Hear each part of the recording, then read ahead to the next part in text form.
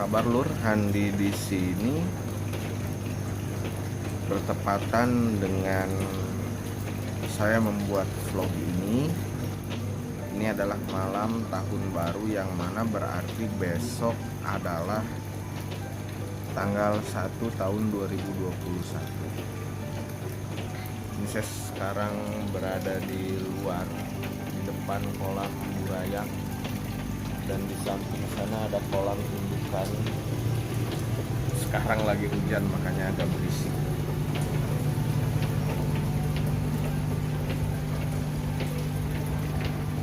Saya ulangi, ini adalah vlog saya yang pertama di tahun 2021.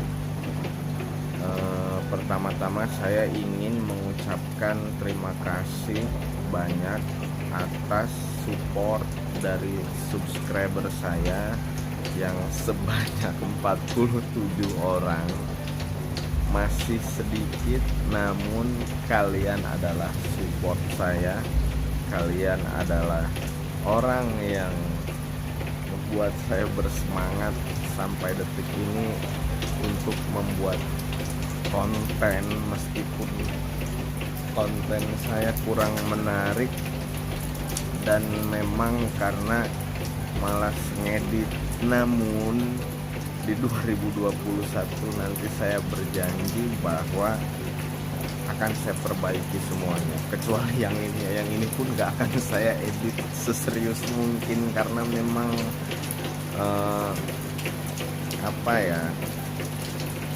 bukan waktunya belum ada, tapi memang infrastrukturnya saya yang belum ada.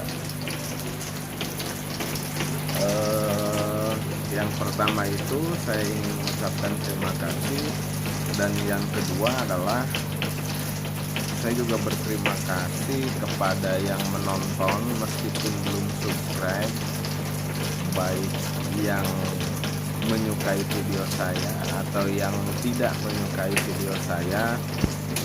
Terima kasih banyak, karena itu adalah sebuah bisa dikatakan tolak ukur saya dalam membuat dan menyajikan video. Selanjutnya adalah yang ketiga, bagi dulur semua yang memang belum mensubscribe channel ini, di 2021 ini saya akan memperkenalkan channel ini. Channel ini milik saya pribadi, membahas tentang budidaya lobster air tawar dengan memanfaatkan lahan yang tidak produktif atau ruangan yang tidak produktif atau tempat yang tidak produktif di sekitar kita. Contoh seperti saya nih, di sini, bentar ya, nggak kelihatan ya. Nih, ini adalah kolam lobster. Tuh ya, ada kan lobsternya. Nah, itu baru ada kemarin. Kolam lobster itu baru ada kemarin pada saat saya bersungguh-sungguh untuk memproduktifkan lahan yang berada di samping rumah saya, karena itu tadinya tempat yang gak keurus, tempat buat timpan kursi yang gak pakai, barang-barang yang gak pakai saya taruh di situ. Namun kemudian saya produktifkan. Maka dari itu, buat teman-teman yang belum subscribe, segera subscribe agar bisa memotivasi saya. Dan bagi dulur-dulur yang ingin banyak belajar tentang budidaya lobster air tawar di sekitar rumah, ayo kita bareng-bareng. Silahkan subscribe channel ini. Subscribe sekarang juga, terus support saya. Saya minta juga nanti di share video saya ke media sosial dulur-dulur. Kenapa? Karena memang lobster air tawar ini masih tabu sekali ya di masyarakat. Masih minim masyarakat yang mengenal lobster air tawar ini.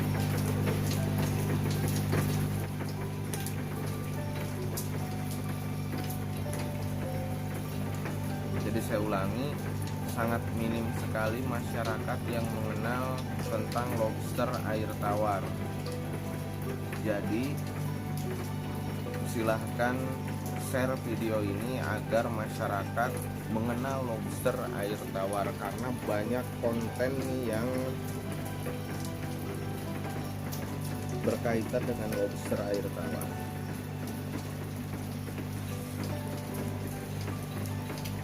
Ini kita bicara aja ya, nggak ngebahas tentang apa gitu, tentang cara menjernihkan air gitu kan di kolam buraya, enggak, atau cara membesarkan buraya agar cepat besar, enggak juga. Ini kita ngobrol aja, refleksi perjalanan saya selama di 2020 loh. Ini memang sulit tapi harus dikejar, malas tapi harus dikejar. Saya juga ada satu cerita, mudah-mudahan memotivasi. Di hari ini pun saya bisa menjual benih. Saya bisa menjual benih, berarti kan seperti ini. Ketika kita berbudidaya lobster di dalam rumah atau di sekitaran rumah dengan lahan yang sangat sempit dan memanfaatkan lahan yang tidak produktif, berarti hanya dua kemungkinan kita bisa segera mendapatkan keuntungan. Yang pertama adalah kita menjual bibit, mohon maaf maksud saya benih. Benih dari mana? Benih dari lobster yang sudah kita kawinkan, lalu bertelur, lalu telurnya menjadi burayak, lalu lobsternya berusia 2 bulan atau 3 bulan. Nah, itu disebut benih dan bisa kita jual. Karena bertepatan dengan hari ini pula, di akhir penghujung 2020 ada orang yang beli benih ke saya. Saya perlihatkan benihnya seperti apa. Mana serokan? Serokan mana serokan? Sini lur. Wow, hujan. Kan saya serok.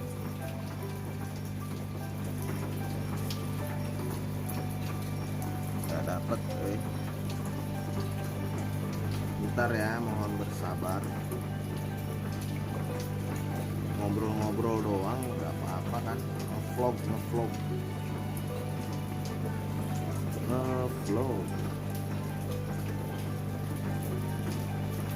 Bentar.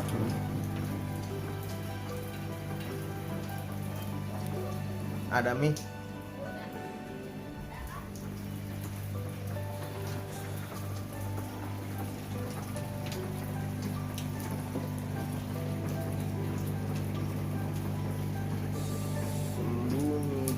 Sembunyi.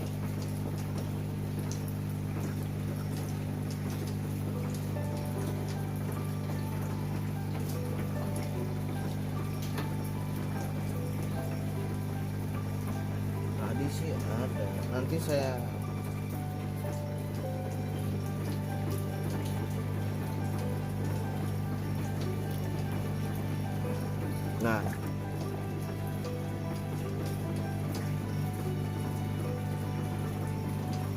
ini benih seperti ini nih.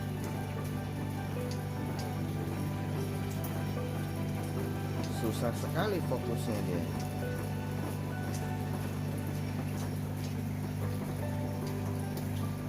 Ya intinya benih seperti inilah. Ini paling 1 in ini. ya. Nah, benih seperti ini loh, jelas nggak sih? Nah, nah,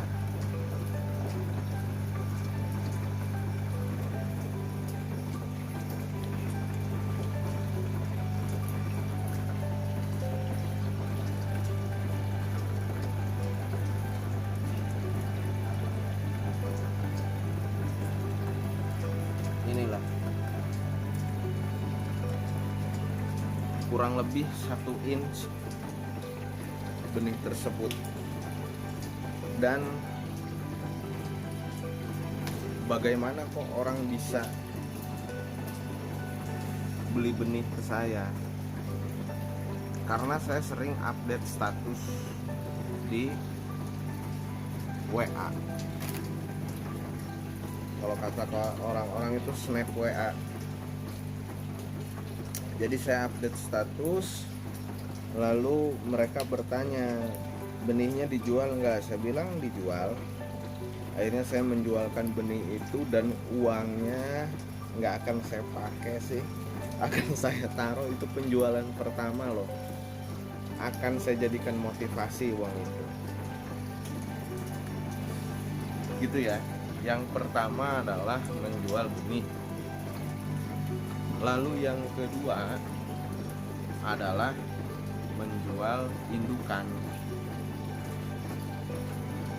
Jadi nanti kalau ada benih yang super, benih yang misalkan dari 200 burayak ada seekor atau 10 ekor lobster yang pertumbuhannya 2 atau 3 kali lipat, itu kita simpan, kita jadikan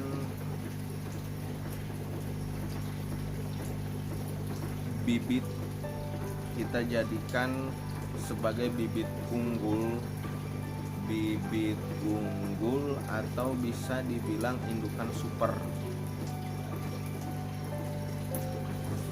Itu kita cetak, lalu kita jual. Jadi menurut saya opsi berbudidaya di dalam rumah ini adalah 2, atau berbudidaya memanfaatkan lahan sempit di sekitar itu ada 2. Yang pertama menjual benih hasil dari kita budidaya, yang kedua adalah menjual indukan dari benih unggul yang kita proses, kita treatment, kita jaga sampai dengan indukan, karena dia pertumbuhannya akan cepat meskipun lahannya sempit. Seperti itu, tentunya dengan asupan yang istimewa ya. Jangan dikasih daun pepaya aja kapan gedenya gitu kan, kasih daun singkong aja kapan gedenya, ayo. Nah itu, jadi tidak ada yang sia-sia, cuman memang harapan kita harus besar. Semoga dari pembibitan, semoga dari pembenihan dan pembibitan ini kita bisa punya tambak sehingga kita bisa menjual daging. Jadi orang yang jual daging, menurut saya yang jual kiloan itu harus mempunyai lahan yang sangat luas. Kalau nggak sangat luas, capek, saya yakin capek, terus boros listrik segala macam sudah. Nih, saya akan cerita juga. Di tempat saya yang namanya Burayak itu pakai pompa celup internal yang biasa saya review di sini di channel saya, silahkan dicari. Nah, pada saat kita mengaplikasikan pompa internal, yang pertama adalah air akan jernih, yang kedua adalah sisa makanan akan menjadi lumpur sehingga amoniak itu cenderung tidak ada. Seperti itu. Kalau cuma mengandalkan aerator, udahlah air keruh, bau, amoniak di mana-mana saya yakin. Karena tidak ada yang memfilter. Kalau kita pakai filter internal, maka filter internal itu kan ada biosponsnya ya, jadi semacam rumah bakteri atau apa gitu. Nah di situ kelebihannya. Cuman kita memang boros listrik, tapi kan burayaknya hidup. Tapi kan burayaknya bisa jadi benih yang kita jual, ada hasilnya, terasa jelas gitu kan. Jadi tidak mengada-ada, tidak mengandai-andai, berkepastian yang saya bicarakan karena sesuai dengan pengalaman saya. Lalu indukan yang saya pindahkan ke kolam itu pakai pompa air yang 65 watt, 24 jam saya nyalakan pompa air tersebut. Apalagi hujan kayak begini, air itu kalau diem dingin banget, tapi kalau untuk gerak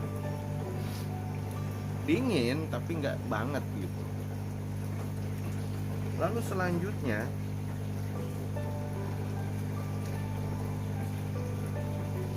kita memang harus apa ya, semua harus diadakan gitu. Contoh seperti ini, kontainer yang dipakai untuk burayak lobster itu otomatis kan tidak ditutup, sehingga nyamuk itu pasti akan masuk, beranak, jentik nyamuk. Coba bayangkan, bahaya banget. Solusinya gimana? Pakai ikan gapi. Ikan gapinya beranak pinak. Kalau kita pakai ikan gapi yang menurut orang bagus atau ada harganya seperti black Moscow, koi balon gitu kan, itu ada harganya. Kalau di kebun itu kayak tumpang sari gitu loh.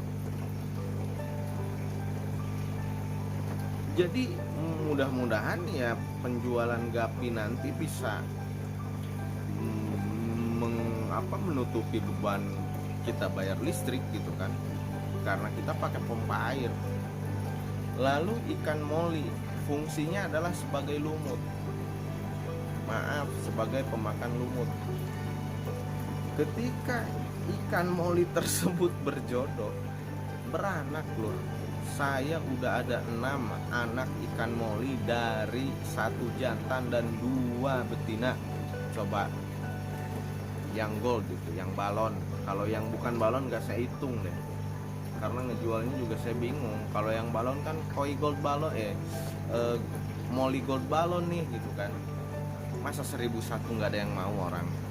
Nah itu kan kita ngomong dari 3 aja bisa jadi 6 dalam jangka 2 bulan. Coba bayangin, apalagi kalau kita punya 30, berarti kan jadi 60. Seperti itu. Berarti kolam burayak ini bisa ditumpang sarikan gitu kan, termasuk di kolam indukan juga sama. Itu lur beberapa manfaat. Nah itu saya bicara ketika saya sudah memulai beberapa bulan. Bayangkan lur, ketika saya memulai, modalnya tuh cuma styrofoam. Coba bayangin, styrofoam dan top filter yang ada pompa airnya.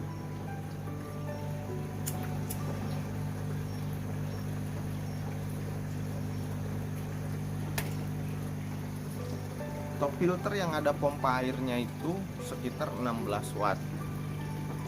Itu saya masukkan kepada kolam indukan. Alhamdulillah tiap bulan ada yang nelor, entah 1 atau 2. Nah kemarin 2 bulan gak saya kuras, pas saya kuras ada yang nelor 4. Yang 1 sudah agak menguning, oranye.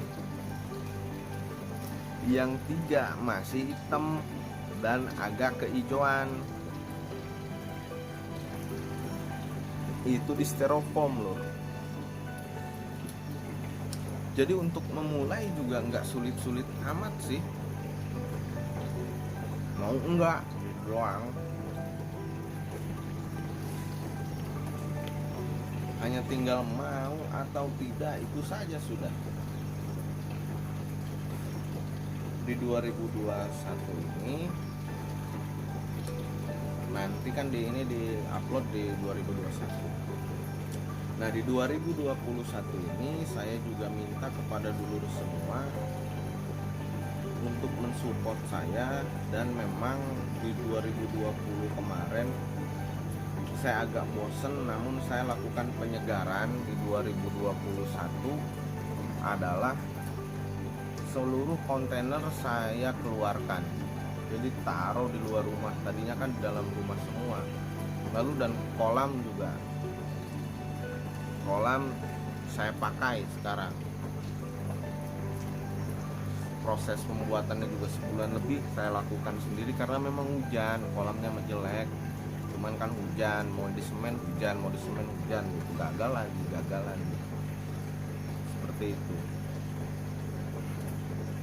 Satu lagi sebelum video ini saya akhiri, di samping menjual konsumsi, mohon maaf ya, di samping ngurusin yang konsumsi, saya juga ngurusin lobster yang hias.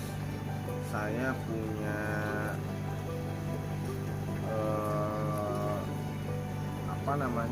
bukan cerak ya, clarky merah, clarky putih, clarky biru, dan clarky merah marun. Itu sedang saya garap, namun belum berhasil satupun yang bertelur karena saya piara clarky itu baru 2 mingguan. Kecuali yang marun ya, mungkin udah sebulan lebih tapi belum bertelur. Saya juga nggak tahu faktor apa, tapi kalau kawin sering saya melihat mereka kawin, namun belum ada hasil sampai saat ini. Masih saya pelajari juga. Pesan saya kepada dulur semua,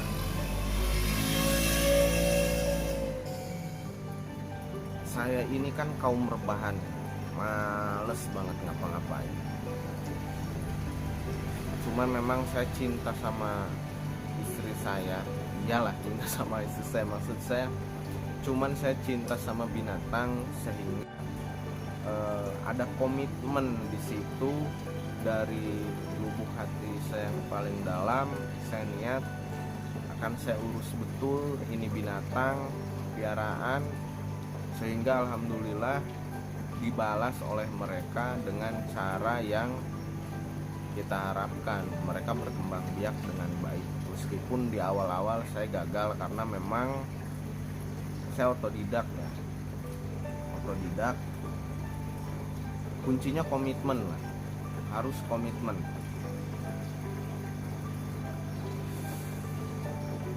Ini udah lama video ya, tapi nggak apa-apa lur, karena ini memang refleksi dari tahun 2020. Seperti itu. Apalagi ya yang ingin saya bahas,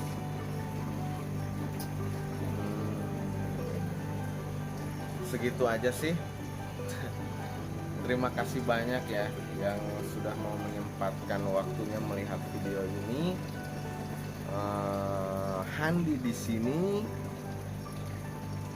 pamit lur, sampai ketemu di video selanjutnya di tahun 2021.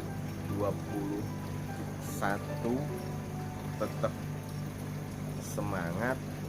Jangan lupa like apabila kalian suka video ini, dislike apabila kalian tidak suka video ini, lalu tulis di kolom komentar kenapa kalian tidak suka video saya. Ayo.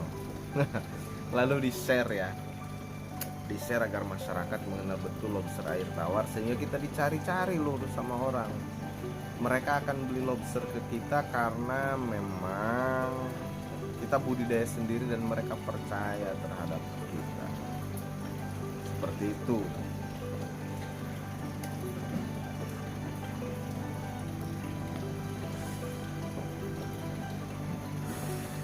Sekian dari saya. Mohon maaf apabila ada kata-kata yang tidak berkenan di hati dulur semua, mohon dimaafkan. Andi di sini pamit lur. Sampai ketemu